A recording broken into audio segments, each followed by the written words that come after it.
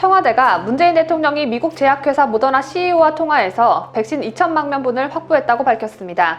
이 소식을 접한 네티즌들은 이제 하다하다 전화쇼까지 하는 거냐며 덕분에 문재인 쇼가 질리지는 않다는 반응입니다. 한 가지 쇼만 하는 게 아니라 다양한 쇼를 펼쳐줘서 그런가 봅니다. 서울 동부구치소 수용자 중 코로나에 감염된 환자가 769명까지 늘어난 가운데 시민단체가 추미애를 경찰에 고발했습니다. 감독기관장인 추미애 법무부 장관이 사과 한마디 없이 책임을 회피하고 있는 것은 직무유기라는 주장입니다. 최우진 더불어민주당 서울시 마포구의원이 문재인 정부의 5인 이상 집합금지 명령을 어겨 경찰에 적발됐습니다. 최우진은 더불어민주당 정청래 비서관 출신입니다. 정청래 비서로 일하다가 구의원이 되니 살판난다 봅니다. 법무부가 윤석열 검찰총장의 징계 처분을 내렸을 당시 징계에 대해 우려를 나타낸 역대 검찰총장들의 성명은 문재인 정부 초대 검찰총장인 문무일 전 총장이 실무를 맡았던 것으로 전해졌습니다. 서울시 광진구청이 고민정 더불어민주당 의원실의 현수막을 철거해달라고 요청했습니다. 고민정 측은 5개 광고물법을 어기고 문재인 정부의 코로나 백신 확보를 홍보하는 현수막을 불법으로 걸어 욕을 바가지로 먹고 있습니다. 이 밖에도 다양한 소식이 준비되어 있습니다. 세계 각국에서 애청해주고 계신 구독자 여러분, 그리고 오늘 처음 방문하신 시청자 여러분과 함께 12월 30일 뉴스데일리 베스트 힘차게 출발합니다.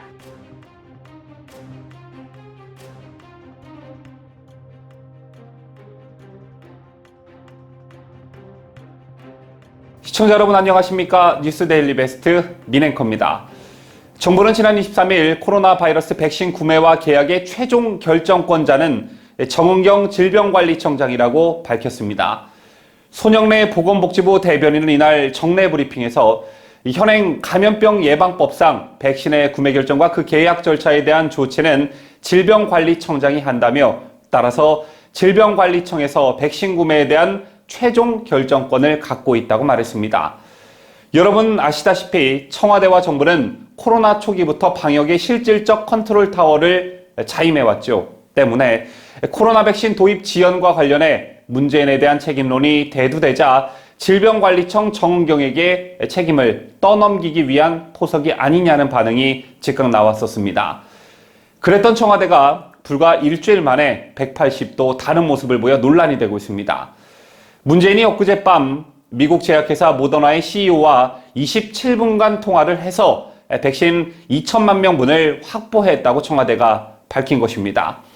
쟤를 두고 일부 어용 언론들은 팔 걷어붙인 문 대통령이 나서니 해결됐다라는 취지의 보도를 쏟아냈는데요. 백신 확보, 특히 안전성이 검증된 백신 확보를 구했다는 건 분명 우리 국민들에게 희소식입니다.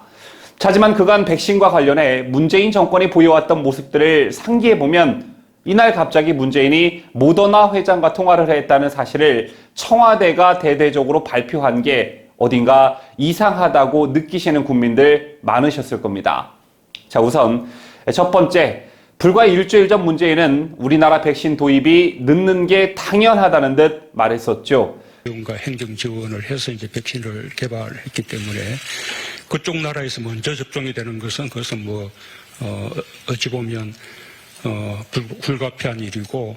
하지만 전 세계 40여 개국이 백신 접종을 시작하면서 정부는 뭐 하느냐라는 비판이 커지자 조금 전에도 말씀을 드렸다시피 백신 확보 책임을 질병관리청에 돌렸습니다. 그랬던 청와대가 영어 한마디 못하는 문재인이 직접 백신을 확보했다고 대대적으로 홍보하니 국민들은 어리둥절할 수밖에 없는 것이겠죠. 또 대통령이 전화 한 통화만 하면 백신이 이렇게 빨리 쉽게 구해지는 것이었다면 왜 그동안은 미적거렸는지 이날 청와대가 모더나 회장과 통화한 사실을 언론에 알린 걸 두고 이런저런 말들이 많이 나오고 있습니다. 해당 기사의 의견을 개진한 한 네티즌은 문재인과 모더나 회장이 통화한 걸 놓고 보이스피싱 같다는 재치 있는 반응을 보여 많은 네티즌들로부터 호응을 얻고 있었습니다. 박병석 국회의장은 지난 21일 리잔수 중국 전인대 상무위원장과 화상회담을 가진 자리에서 백신과 치료제는 국제적 공공재라는 점을 강조하며 한중 양국이 협력하길 바란다라고 말했습니다. 자, 이에 중국의 리잔수 위원장은 매서운 코로나 상황에 직면해 양국은 서로 지원하고 함께 어려움을 극복해 나가고 있다고 화답했는데요. 하지만 코로나 팬데믹 과정에서 우리는 중국인들의 입국 등과 관련해 관대한 모습을 보인 반면 반대로 우리 국민은 중국에 갈 때 불편을 겪거나 현재 살고 계시는 교민들이 겪은 수모는 말로 형용할 수 없는 수준이었습니다.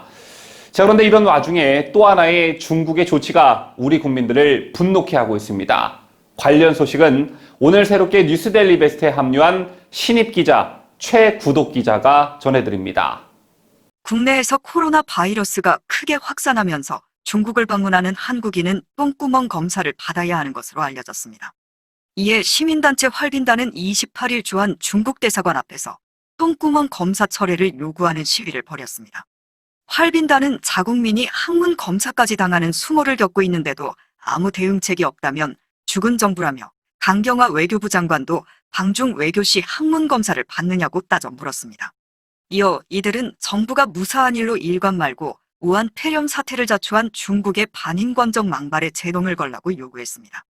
중국이 똥구멍 검사를 실시하는 이유는 코로나 감염 여부를 정확히 판별하기 위해서인 것으로 알려졌습니다. 이 같은 사실은 정기석 전 질병관리본부장을 통해서 알려졌습니다. 정기석 전 본부장은 한 언론 인터뷰에서 코로나를 없앨 수 있는 것은 거리두기로 국민의 행동을 통제하는 것이 아니라 결국 백신과 치료제라며 그 부분을 너무 안이하게 대처해 전세가 불리해졌다. 다른 나라는 집단 면역이 생겼을 때 우리만 입국 금지당하게 생겼다고 지적했습니다. 그는 경쟁에서 역전돼 우리나라만 고립될 판이다라며 중국 출장 가는 사람은 항문 검사까지 당하는 수모를 이미 겪고 있다고 말했습니다. 자유대한민국을 수호하는 뉴대배 최구독입니다. 어제도 전해드린 바 있지만 동부구치소의 집단 감염 사태가 심상치가 않습니다. 서울 송파구 동부구치소의 코로나19 확진 수용자가 어제 기준으로 전체 수용 인원의 3분의 1에 가까운 720명으로 늘어났습니다. 여기에 더해 확진 뒤 치료받던 수용자 1명이 사망하기도 했는데요. 아무리 죄를 짓고 죄값을 치르고 있는 사람들이지만 이들 역시 국민 중 한 사람이고 밀폐된 공간에 바이러스가 퍼지는데도 감염 위험을 안고 생활할 수밖에 없는 수용자들의 사정이 안타깝습니다. 그렇다면 이런 사태를 불러온 책임은 누가 져야 맞는 것일까요? 현재 서울시와 법무부는 서로 책임을 떠넘기며 아무런 책임을 지지 않으려는 모습으로 일관하고 있는데요. 교정행정을 총괄하는 중앙기구는 법무부 장관과 법무부 차관 아래에 교정본부장이 있습니다. 또 수용자의 교정과 수용 전반의 업무를 담당하는 공무원 역시 해당 지자체 소속 공무원이 아니라 법무부 소속이죠. 그렇다면 이번 사태는 추미애 법무부 장관의 책임으로 보는 게 맞습니다. 자, 그런데 윤석열 죽이기에 미쳐있는 추미애가 법무부 본연의 역할에 충실하길 바라는 건 어찌 보면 무리수일지도 모르겠습니다. 동부구치소 집단 감염 사태와 관련해 다소 충격적인 소식이 전해졌습니다. 저는 이 소식을 접하며 우리나라가 과연 북한, 중국과 같은 나라와 뭐가 다른가라는 자괴감이 들었는데요. 확진자와 밀접 접촉해 자가격리 중이던 일부 재소자들이 일반 재소자들과 한방을 사용하기도 한 것으로 드러났습니다. 자, 이후 증상이 없던 한 수감자는 코로나19 확진 판정을 받은 것으로 드러났습니다. 이런 부실한 관리가 결국 걷잡을 수 없는 집단 감염으로 이어졌을 가능성이 매우 높아 보입니다. 이 소식은 강추천 기자가 전해드립니다. 서울 송파구 동부구치소의 코로나19 확진 수용자가 29일 전체 수용 인원의 3분의 1에 가까운 720명으로 늘었습니다. 이런 가운데 서울 동부구치소 수감자 2명이 쓴 진술서가 언론에 공개돼 파장을 낳고 있습니다. 지금 보시는 게 서울 동부구치소 수감자 2명이 쓴 진술서인데요. 이들은 동부구치소에서 직원 1명을 포함해 185명이 확진 판정을 받았던 지난 19일 밤 갑자기 다른 방으로 옮기라는 지시를 받았다고 했습니다. 확진자와 밀접 접촉해 열흘째 자가격리 중이었지만 2주를 채우지 못하고 다른 재소자와 방을 같이 쓰게 됐다고 했습니다. 재소자들의 항의에 구치소 직원은 상황이 급하니 어쩔 수 없다고 답변했다는 게 이들의 주장입니다. 이들과 함께 방을 쓰게 된 재소자 윤모 씨는 나흘 뒤인 23일 코로나 확진 판정을 받았다며 외부에 있는 지인에게 알렸습니다. 윤 씨는 자가격리 대상자와 함께 방을 쓰기 전인 지난 18일 코로나 1차 검사에서 음성 판정을 받았던 것으로 전해졌습니다. 방을 같이 쓴 이후 코로나19 확진 판정을 받은 윤 씨는 엊그제 청송교도소로 이감됐습니다. 윤 씨의 지인 A 씨는 언론과 인터뷰에서 밖으로 나가거나 운동 시간이나 목욕 시간이 다 제한돼서 거진 한 달 가까이 방에서만 있었다고 말했습니다. 비록 본인의 귀책 사유가 있더라도 공권력에 의해 구금된 수용자들에게 안전과 인간적인 생활 환경을 보장할 책임이 국가에 있는 만큼 법무부 장관인 추미애에 대한 비판 여론이 고조되고 있습니다.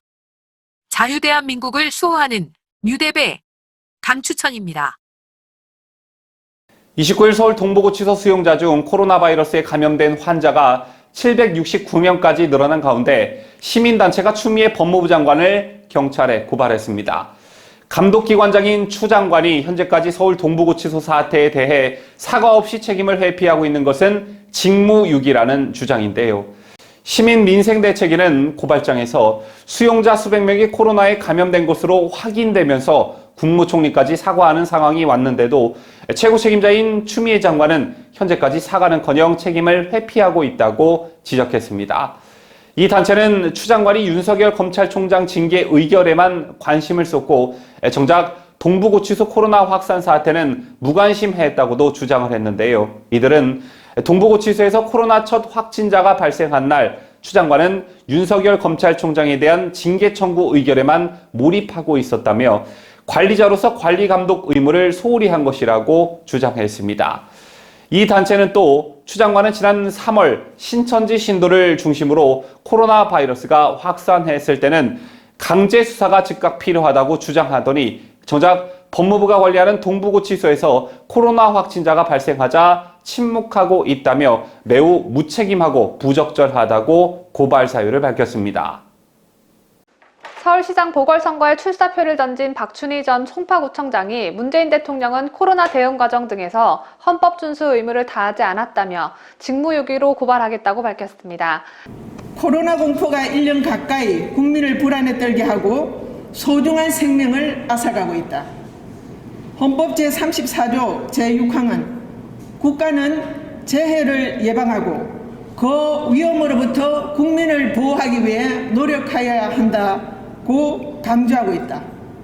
그러나 문재인 대통령은 코로나 발생 초기 중국 우한 등 확실한 코로나해 감염은 차단이라는 절대적 조치를 외면하는 등 재해 예방의 책무를 이행하지 않았고, 박춘희 전 구청장은 29일 서울 여의도 국민의힘당 중앙당사에서 기자회견을 열고 문재인 대통령은 백신의 안정성과 비용 문제만 거론하며 백신 확보 노력을 게을리해 코로나 위험으로부터 국민을 보호하지 않고 있다고도 강조했습니다.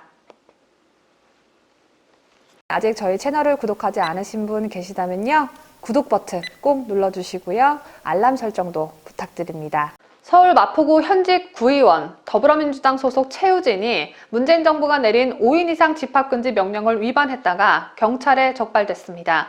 최우진 구의원은 역시 더불어민주당 정청래의 비서로 일하다가 2018년 마포구 의회 기초의원에 당선된 인물입니다.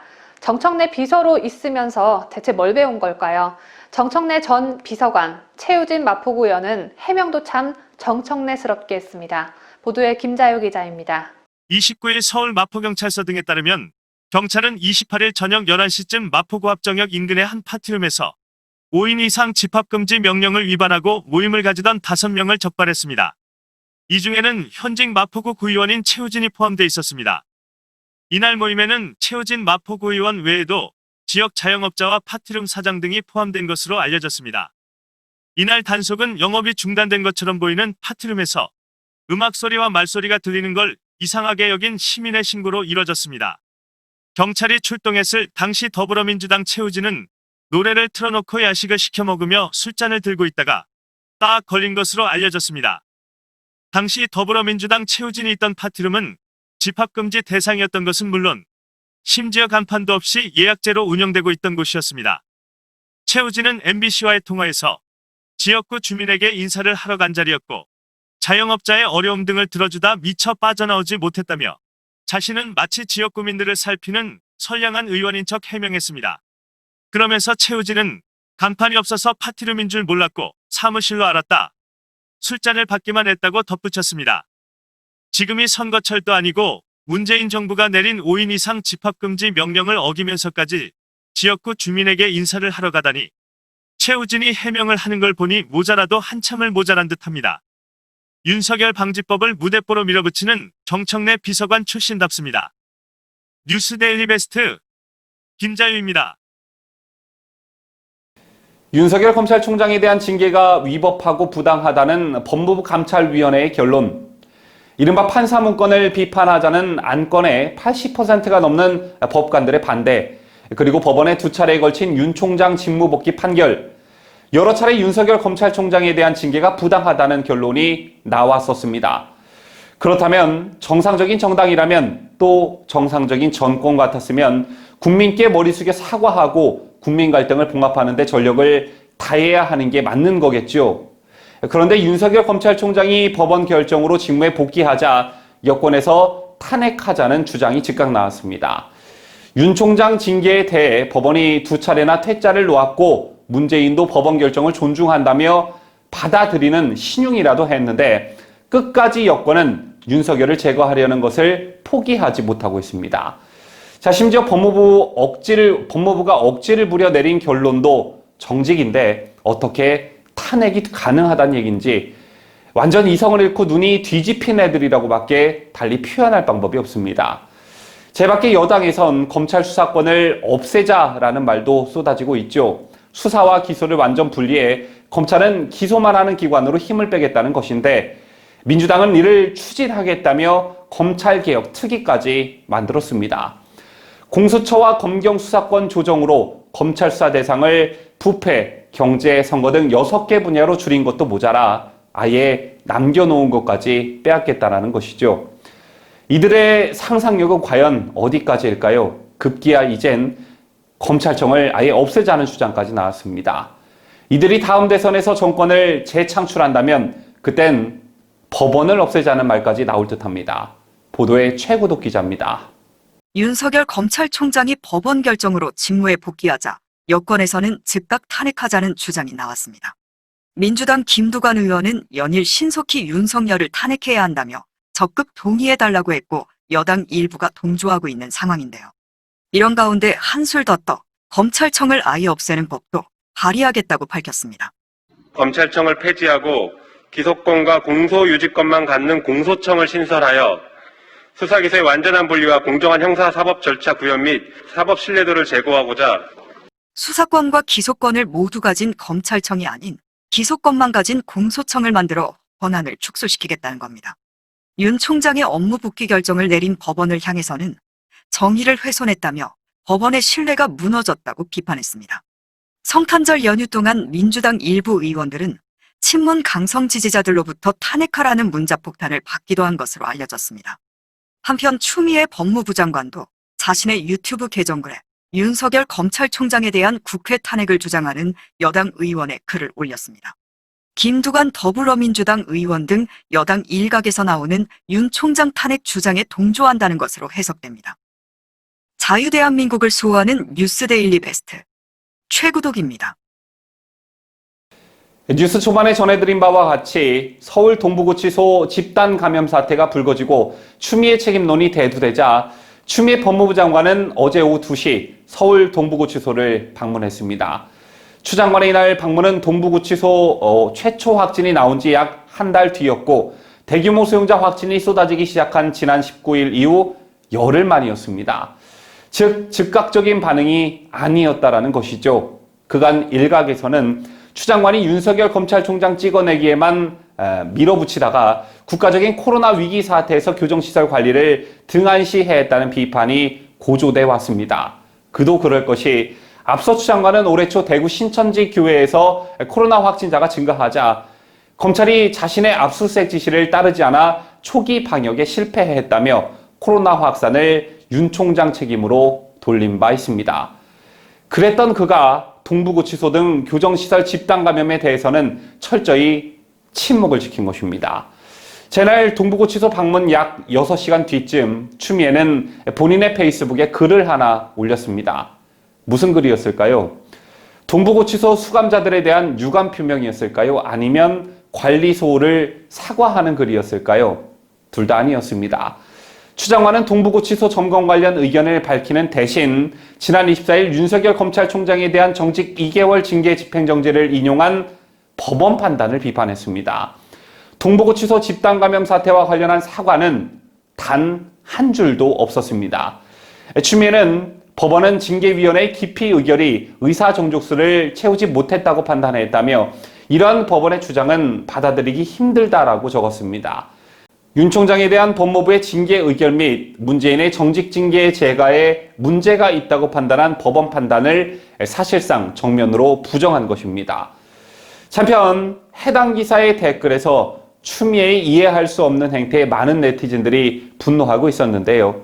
한 네티즌은 당신 머리엔 윤 총장 탄핵뿐이 없지. 그것이 당신이 윤 총장에 진 이유다.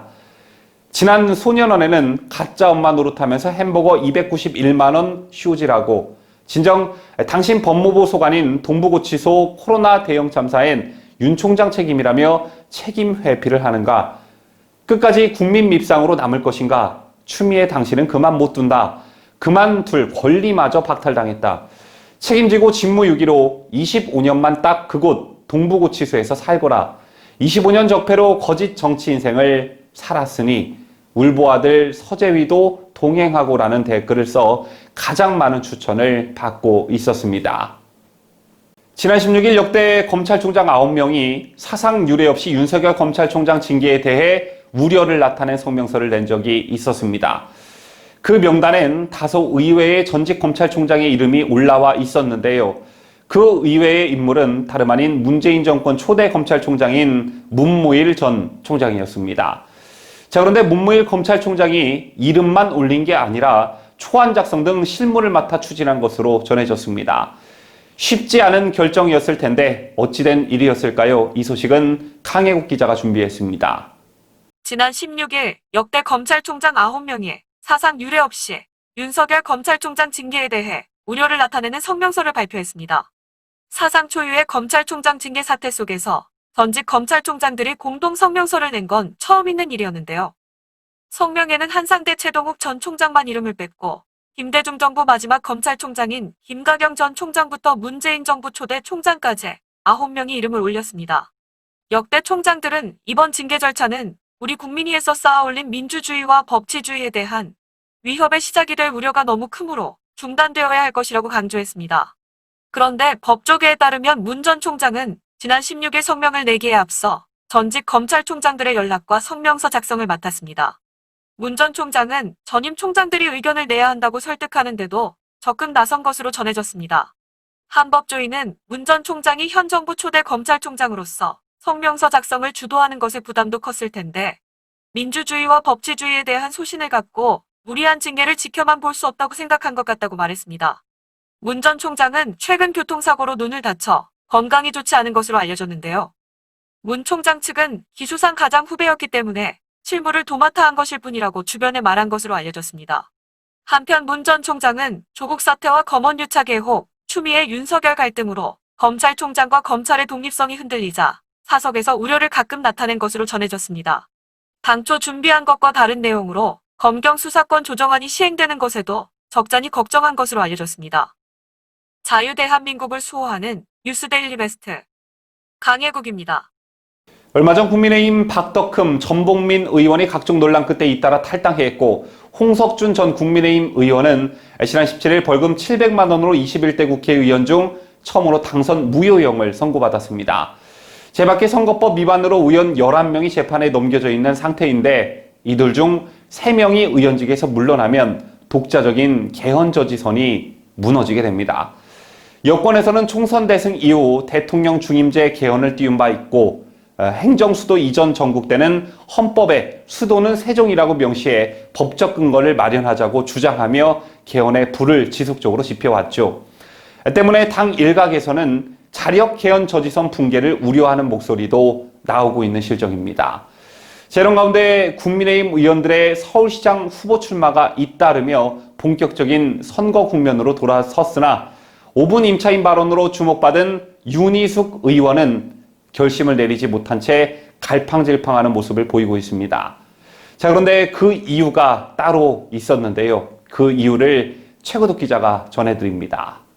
정치권에 따르면 윤희숙 의원은 국민의힘 의원들의 적극적인 추천으로 서울시장 출마를 깊게 고민하고 있는 것으로 알려졌습니다. 윤 의원은 당초 재보궐선거 공천관리위원회 합류를 일찌감치 확정했으나 출범 막바지에 사의를 표명하며 서울시장 출마에 무게가 실렸습니다. 국민의힘 핵심 관계자는 윤 의원이 공관위에서 나간 것은 개인적으로 고민이 많은 것 같고 주변에서 몇몇 인사가 강하게 서울시장 출마를 추천하고 있기 때문이라고 설명했습니다. 윤 의원은 서울시장 후보군 중 유일한 현역 초선 의원이라는 문제로 출마 여부를 정리하지 못하는 것으로 알려졌습니다. 윤 의원이 서울시장 출마를 공식화할 경우 국민의힘의 최종 후보가 되기 전까지 의원직 유지가 가능합니다. 다만 현역 의원 신분으로 서울시장 선거에 나설 경우 의원직은 유지한 채 몸집 키우기에 나섰다는 공세를 받을 수 있기 때문에 의원직 사퇴를 강요받을 수도 있습니다. 한편 부산시장 유력 후보이던 서병수 의원이 헌신과 희생을 강조하며 내년 보궐선거 불출마를 선언한 이유도 개헌저지선 사소 의지가 반영된 것 아니냐는 해석이 나온 바 있습니다. 자유대한민국을 수호하는 뉴스데일리 베스트 최구독입니다.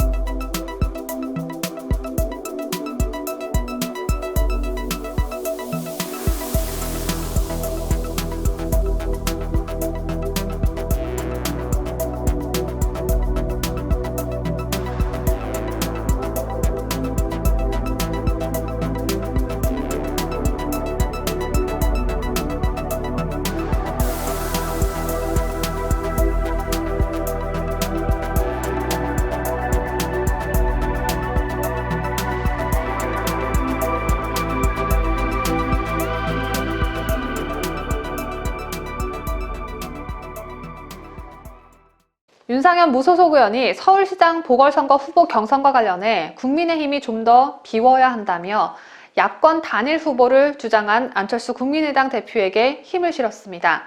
윤상현 의원이 이 같은 주장을 하는 그 배경엔 2011년 박원순과 박영선의 서울시장 후보 단일화 과정이 있었습니다. 윤상현 의원의 발언은 강추천 기자가 전합니다. 윤상현 의원은 29일 자신의 페이스북에 야권 단일화 과정을 두고 갑론을 박이 한창이다. 제1야당으로서 직접 후보를 세우려는 국민의힘과 외연 확장을 위해 입당보다는 야권 플랫폼에서 후보를 내야 한다는 주장이 맞선다며 이같이 주장했습니다.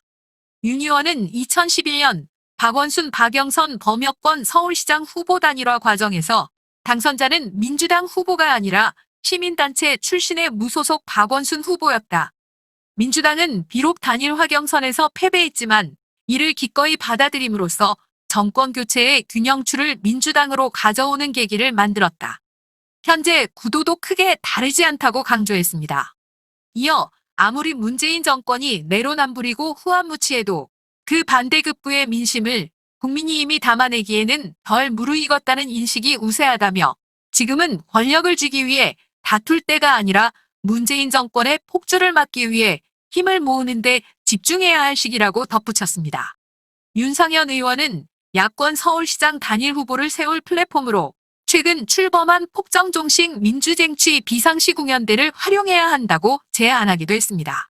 비상시국연대는 반문연대를 내걸고 지난 10일 출범한 범야권 정당과 시민사회단체 통합기구입니다. 현재 홍준표 무소속 의원, 김문수 전 경기도지사, 이재호 국민통합연대 집행위원장, 주호영 국민의힘당 원내대표 등이 공동대표를 맡고 있습니다. 윤 의원은 비상시국연대는 권력을 잡기 위한 것이 아니라 비상시국을 극복하는 데 방점을 뒀다며 현 상황에서 가장 공정하고 확장성 있는 대안이 될 것이라고 했습니다. 이어 비워야 채울 수 있고 내려놓아야 잡을 수 있다며 국민에게 진한 감동을 줄 수 있는 야권 단일화를 이루려면 모두가 대승적으로 화합해야 한다. 정권 교체는 바로 그 지점에서 시작될 것이라고 강조했습니다. 뉴스 델리베스트 강추천입니다. 변창흠 신임 국토교통부 장관이 자신의 장관 취임날 고발을 당했습니다. 변창흠 임명을 막무가내로 밀어붙인 집권 여당과 정부에 미리 예고했듯이 고발자는 국민의힘당입니다. 국민의힘당은 29일 오후 변창흠이 서울주택도시공사 SH 사장으로 일하던 시절 인사 관련 블랙리스트를 작성하고 자신의 동문, 지인 등을 특혜 채용했다는 의혹과 관련해 변창흠을 강요 업무방해 등 혐의로 대검찰청에 고발했습니다. 고발청에 따르면 변창흠은 직원들의 정치 성향 등을 조사해 친박원순 인사, 친변창흠 인사 등을 표시한 인사안을 만들어 오도록 하급자에게 지시했습니다. 하급자가 이를 따르지 않는 경우 상급자로서 불이익을 줄 수 있다는 말과 행동도 했는데 이는 형법상 강요죄에 해당한다는 것입니다. 아울러 변창흠이 SH 사장 시절 새로 임용한 임직원 52명 중 최소 18명은 특혜 채용됐다는 것이 국민의힘당의 입장입니다. 이들 18명은 변창흠과 학교 혹은 직장, 시민단체 등을 통해 인연이 있었고 이러한 특혜 채용 의혹은 SH공사 임원추천위원회 또는 직원 채용 담당자의 정당한 채용 업무를 방해했다고 고발장에 명시됐습니다. 만약 변창흠이 지인을 채용할 때 채용 부탁 등을 받았다면 청탁금지법 위반 소지도 있다는 것이 국민의힘당의 판단입니다. 문재인이 사람 하나는 참 잘 골랐죠. 흠이 한두 가지가 아닌 변창흠이 문재인 본인 얼굴에 변칠하는 줄도 모르고 임명을 강행했으니 말입니다. 국민의힘당은 의혹들이 해소되지 않았음에도 장관 인사를 단행한 것은 국회와 국민을 무시한 처사이자 문재인 정부의 독주를 알린 것이라며 청문회가 끝난 이후에도 당의 관련 증언들과 제보들이 계속 들어오는 상황인 만큼 향후에도 변 장관의 잘못이 드러날 것이고 이에 대한 문제도 적극 제기할 방침이라고 밝혔습니다. 이번에 전해드릴 뉴스는 다소 충격적인 소식입니다. 자녀 입시 비리 등 혐의로 징역 4년을 선고받은 정경심의 딸 조민이 온갖 허위 스펙을 다 동원하고도 서울대 의학전문대학원 입시에서 낙방한 것으로 드러났습니다. 그래서 부산대 의전원으로 방향을 틀었나 봅니다. 조민은 서울대 대학원 합격자들이 입학을 원하지 않을 경우 낙방한 입시생들에게 주어지는 예비 합격자 번호 4번을 받은 것으로 전해졌는데 당시 예비번호 2번까지는 최종 합격했다고 합니다. 단 2명의 차로 조민이 서울대 의전원에 들어가지 못한 것인데 네티즌들은 정경심과 조국이 위조를 좀 더 많이 할 걸 아까워 죽겠네 이러며 땅을 치고 후회하지 않았을까요? 라는 반응을 보이고 있습니다. 보도에 강혜국 기자입니다. 조국과 정경심 사이에서 태어난 조민은 지난 2013년 서울대의 학전문대학원 입시에서 최종 합격선에 불과 0.05점 못 미쳐 낙방한 것으로 드러났습니다. 정경심에 대한 서울중앙지법의 1심 판결문에 따르면 조민은 2013년 6월 서울대의 전원 입시에 위조된 동양대 총장 표창장, 허위로 작성된 서울대 인권법센터, 인턴 경력, 역시 허위로 작성된 단국대 의과학연구소, 인턴 경력 등 이른바 7대 가짜 스펙을 제출했습니다. 그 결과 조민은 총 2단계 입시 전형 중 첫 번째 전형을 통과했습니다. 1단계 전형에서는 주로 서류평가가 반영됩니다. 뒤이은 2단계 전형에서도 조민의 허위 스펙은 영향력을 발휘했습니다. 마찬가지로 2단계에서도 서류심사가 포함되어 있었기 때문입니다. 조민은 서류심사에서 1차 전형에 합격한 136명 중 39등을 차지했습니다. 최종 선발 인원이 68명임을 감안할 때 합격선 안에 든 것입니다. 그러나 면접 점수와 1단계 점수를 합산해 봤을 때 조민의 점수는 뒤로 밀렸습니다. 표창장은 허위로 만들어낼 수 있었겠지만 면접을 남이 대신 봐주는 건 불가능한 일이죠. 다른 사람이 조민 얼굴과 똑같은 특수가면을 제작해 착용하면 가능할 수도 있겠지만 어쨌든 조민은 결국 100점 만점에 78.57점을 받아 합격하지 못하고 예비번호 4번을 받았습니다. 그런데 판결문에 따르면 조민의 이 점수는 결과적으로 합격선에 근접했던 것으로 드러났습니다. 예비 2번 지원자까지 최종 추가 합격했는데 최종 합격한 예비 2번의 점수는 78.62점이었습니다. 조민의 점수와 불과 0.05점 차이였던 것입니다. 정경심의 재판부는 조 씨가 면접위원으로부터 합계 0.4점 이상의 점수를 더 받았다면 최종 합격할 수 있었다고 했습니다. 재판부는 평가위원들이 조 씨에 대한 1차 서류평가를 할 당시 경력이 허위라는 사실을 알았다면 서류평가 단계에서 결격 처리됐어야 한다. 2차 전형에서도 조 씨의 자기소개서에 기재된 허위 경력 및 서류가 없었다면 면접평가에서 높은 점수를 받지 못하였을 것으로 보인다고 했습니다. 1차, 2차 전형에 걸쳐 허위 스펙이 부당한 영향을 줬다는 취지입니다. 재판부는 그러면서 결국 피고인과 조 씨가 자기소개서에 허위 경력을 기재하고 허위의 증빙 자료를 제출함으로써 조 씨가 서울대 의전원에 최종 합격할 수 있는 구체적인 위험이 발생했다고 판단했습니다. 조민이 서울대 의전원에 합격하는 실제 위험은 발생하지 않았지만 조민이 가짜 스펙으로 예비 합격자 후보에 든 것 자체를 위험한 일로 판단한 것입니다. 이런 판결이 나왔음에도 조민을 합격시킨 부산대 의전원은 아직까지도 조민을 쫓아내지 않고 내버려 두고 있으니 불똥이 부산대 의대로 계속해서 빵빵빵빵 튀고 있는 것입니다. 부산대는 신뢰를 더욱 잃기 전에 조민의 입학 취소를 하루빨리 결정하길 바랍니다. 뉴스데일리 베스트 강혜국입니다.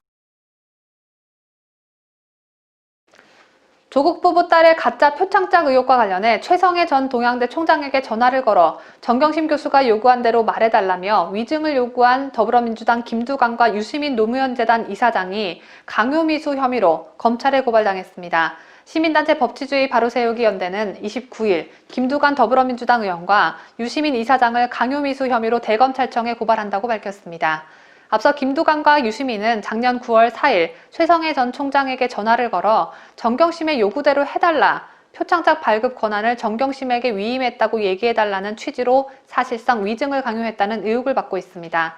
이러한 사실은 최 전 총장이 언론에 폭로하고 지난 3월 정경심 재판에 증인으로 나와 증언하면서 알려졌습니다. 고발을 당해 검찰의 수사를 받게 된 김두관은 최근 하루도 쉬지 않고 윤석열 검찰총장 탄핵운동에 매진하고 있고 정경심 PC 반출은 증거인멸이 아닌 증거보존용이라고 했던 유시민은 정경심이 감옥에 들어간 이후 아무 말도 하지 않고 있습니다. 평소엔 쉴 새 없이 입을 나불나불거려 유촉새라는 별명을 가진 유시민이 정경심 구속에 대해선 왜 이렇게 조용한 건지 참 의문입니다. 아무쪼록 이 둘의 수사가 조속히 진행되어서 정의로운 대한민국 사법부가 엄벌에 처해주길 바라는 바입니다.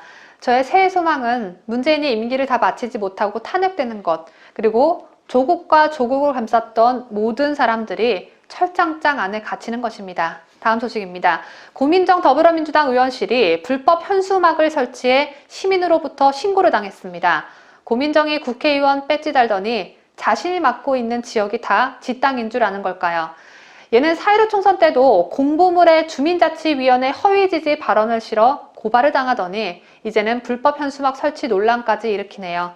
고민정이 선거법 위반 혐의로 검찰 조사를 받았을 당시엔 검찰은 고민정에게 무혐의 처분을 내리면서 고민정 밑에서 일한 실무자만 재판에 넘겼습니다.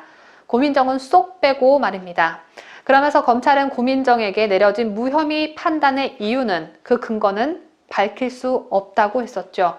이번에도 고민정이 의원실에서 일하는 보좌진들에게 책임을 떠넘길 게 뻔해 보입니다. 이 소식은 최고독 기자가 보도합니다. 어제였던 29일 고민정이 지역구로 있는 서울시 광진구청 측은 고민정 의원이 현수막을 불법으로 게시했다며 한 시민이 신고를 했다고 밝혔습니다. 광진구청 관계자는 동아닷컴과의 인터뷰에서 해당 장소에선 5개 광고물을 게시할 수 없다.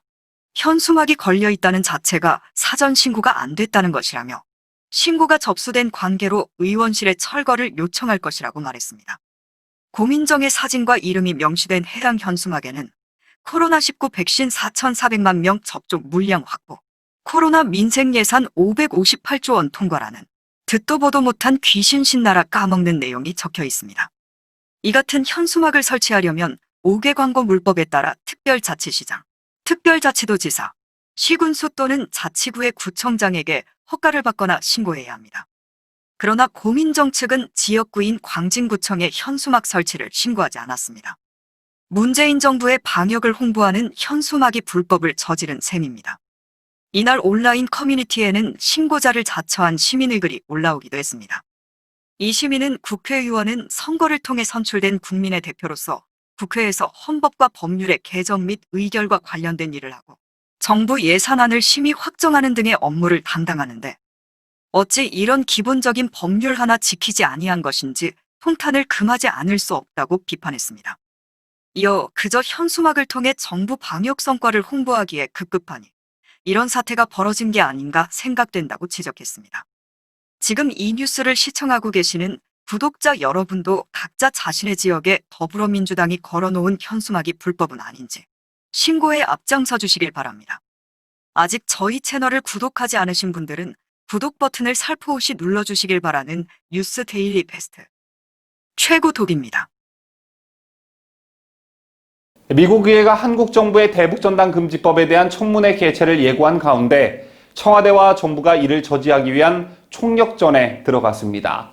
사태가 심각하다는 걸 감지했는지 청문회를 막기 위한 대책회의까지 했다는데요. 청와대는 지난 24일 서훈 안보실장 주재로 관계기관 담당자들을 소집해 이와 관련한 첫 회의를 개최했고 필요하면 매일이라도 회의를 한다는 방침인 것으로 전해졌습니다. 인권과 민주주의를 핵심 가치로 내세우는 미국과 서방국이 잇따라 우려를 표명하고 실제 행동에 돌입하려고 하자 한국이 인권, 표현의 자유 침해국 낙인이 찍히는 최악의 상황만은 막아야 한다는 위기감이 엄습한 것으로 보여집니다. 이른바 김여정 하면법으로 불리는 대북전단 금지법에 대해서는 일찌감치 국제사회에서 우려의 목소리가 나온 바 있습니다. 자, 그런데 정부 여당은 인권단체의 의례적 비판 정도로 치부했었죠. 하지만 비판은 미국뿐 아니라 전 세계 자유민주 진영 전체로 확산이 됐고 한국의 민주주의에 대한 근본적 의심까지 제기되는 상황에 이르렀습니다. 자, 이게 무슨 국제적 개망신인지 모르겠습니다만 이런 가운데 어제는 변호사 단체와 시민 단체가 대북전단 살포 금지법은 표현의 자유를 침해한다며 헌법 소원을 냈습니다.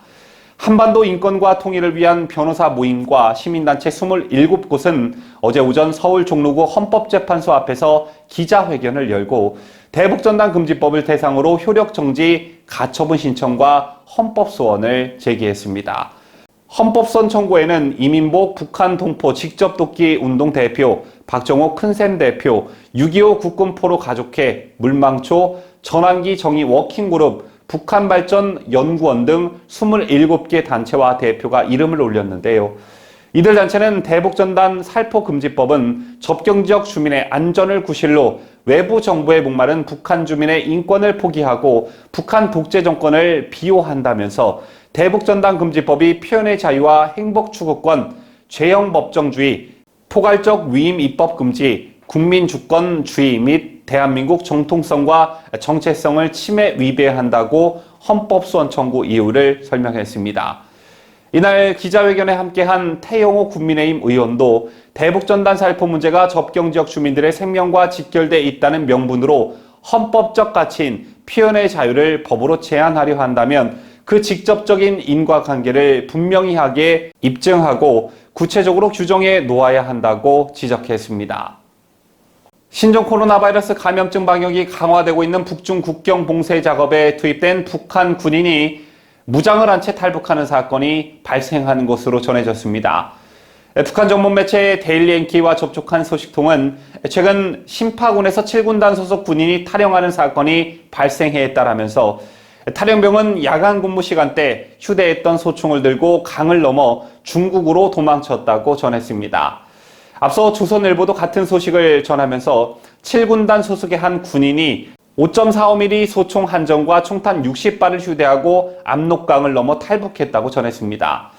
소식통에 따르면 이 군인은 분대장 직무를 수행하면서 상급 간부의 노골적 뇌물 요구에 시달리고 있었다고 전해지는데요.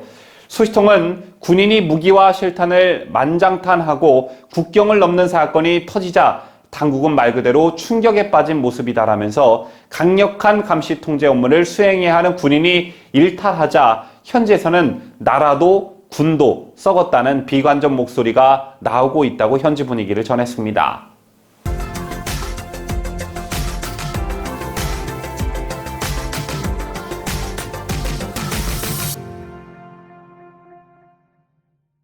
이상으로 저희가 준비한 뉴스를 모두 마치도록 하겠습니다.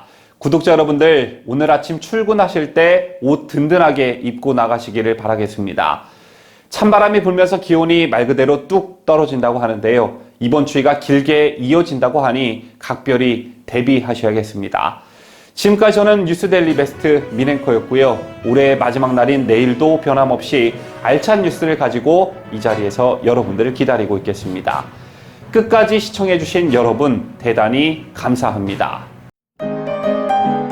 뉴스데일리 베스트는 구독자 여러분의 소중한 구독료를 운영합니다. 여러분의 자발적 구독료 참여를 기다립니다.